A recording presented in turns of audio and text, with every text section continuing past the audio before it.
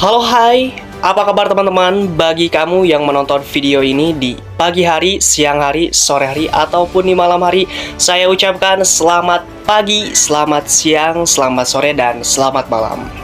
Saya senang bisa menyapa kalian semua. Untuk itu, saya doakan sehat selalu, semangat terus, apapun masalah yang kalian hadapi bisa terselesaikan, dan apapun cita-cita kalian bisa tercapai.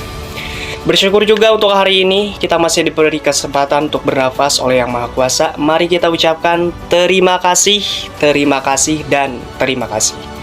Terima kasih juga kepada seseorang yang sangat luar biasa, kepada Bapak Asep Sumantri SEMM. Beliau adalah salah satu dosen favorit bagi saya di pengantar bisnis. Hari ini kita akan sharing tentang materi pengantar bisnis.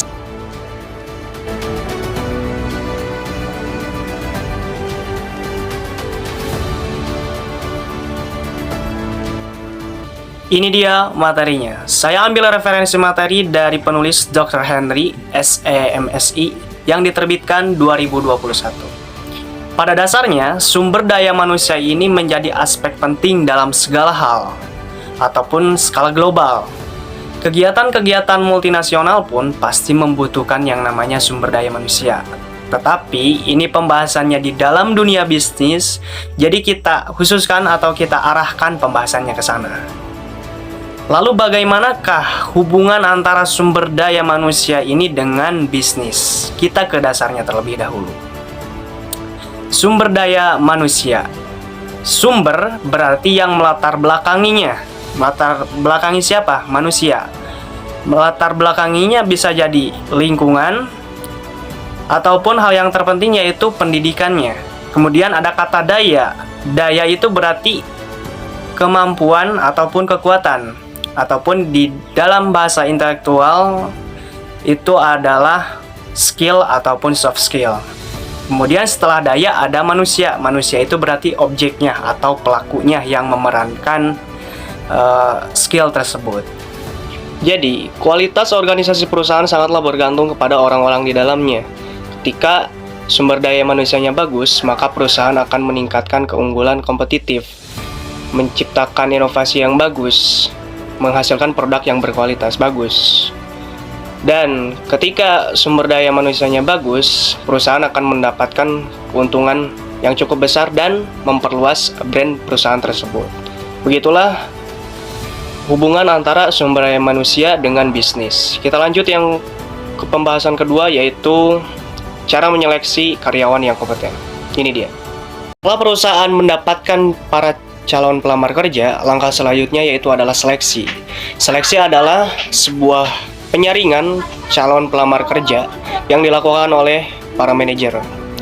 Nah, bagi para manajer ini sendiri harus cermat dalam menyeleksi para pelamar pekerja tersebut, karena jika salah dalam seleksi para pelamar kerja ini bisa berdampak implikasi yang signifikan bagi perusahaan tersebut.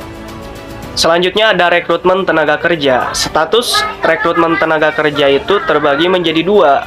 Ada status rekrutmen tenaga kerja secara permanen, ada status rekrutmen tenaga kerja non permanen. Nah, nantinya si perusahaan akan mengevaluasi para pekerjanya, bagaimana kinerjanya.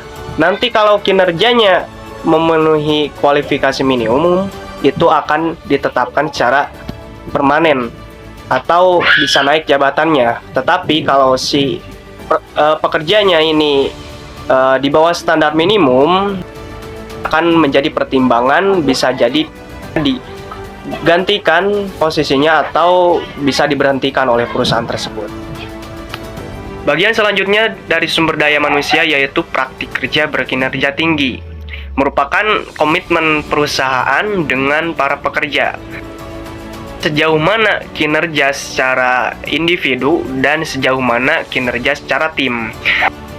Para pekerja akan diarahkan dan dibimbing supaya berkarya bersama perusahaan akan meningkatkan pengetahuan dan keterampilan mereka supaya bisa mendapatkan benefit atau keuntungan bersama perusahaan tersebut. Setelah tadi adanya seleksi karyawan, rekrutmen tenaga kerja, dan praktik kerja berkinerja tinggi. Langkah terakhir yaitu mengelola pekerja profesional. Ini langkah terakhir dan dari strategi perusahaan kepada pekerja menentukan bidangnya masing-masing.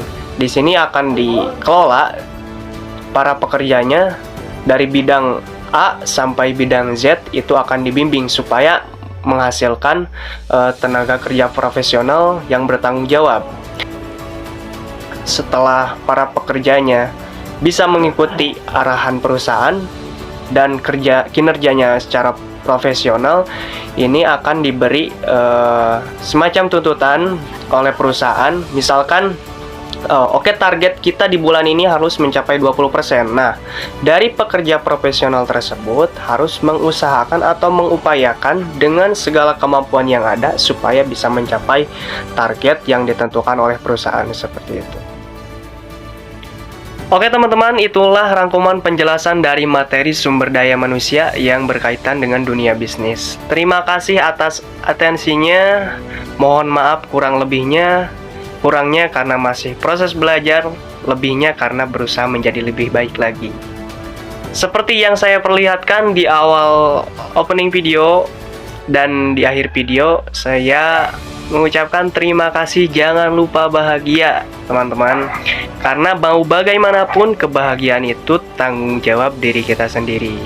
Selagi tidak menyalahkan aturan, selagi tidak menyinggung orang lain, maka ciptakanlah kebahagiaan versi dirimu sendiri. Oke teman-teman, terima kasih, sampai jumpa.